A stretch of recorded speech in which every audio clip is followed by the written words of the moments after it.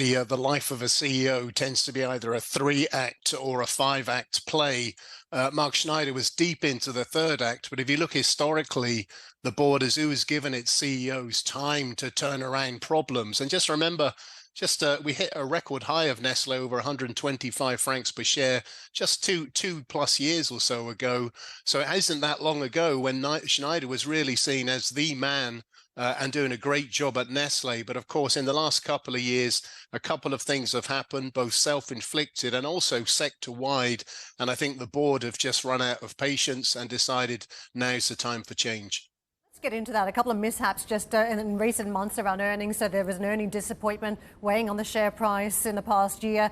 There was an integration of sales, an IT system that impacted some of the sales of the business as that tech system was rolled out. That caused delays to supply chains for vitamin supplements. And then regulators also looking at the company for using illegal purification techniques on bottled mineral water. So a couple of missteps here, but it doesn't change the overall direction having an insider now come in. What sort of shift could we see that would fix any of these issues? Well, I think you have to look at it in terms of the historical context. Schneider was the first outsider CEO being brought into the company in literally over a century or so. Very, very rare. Nestle typically appoints its CEOs internally. Its CFOs typically come externally. So now we've gone back to sort of basics. We've gone back to a 30, 40-year veteran at the company.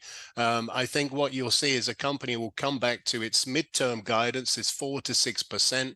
This is part of the problem. We've had a profit warning. We've had a slowdown in growth, even after a lot of radical portfolio change over the last few years when Schneider promised to accelerate growth on a consistent basis. So I think there are some things to sort out. Personally, I think this is always going to be a year of transition for the whole food sector, where they're all struggling with consumer fatigue in terms of those price rises. Prices are compressing. They can't get volumes going. There's down trading going on.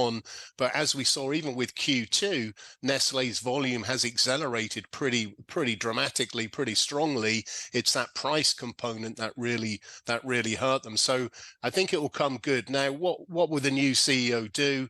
I think certainly he'll be sort of like looking to stabilize the ship, reassure the market. There's nothing untoward. I don't see any sort of margin reset.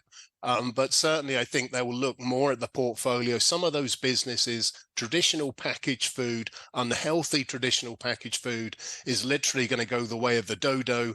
I think they're going to look at their frozen foods business in the US, which was the problem this year for them. I think they may even look at their confectionery business just to refocus on what they do best. That's coffee, it's pet care, it's nutrition.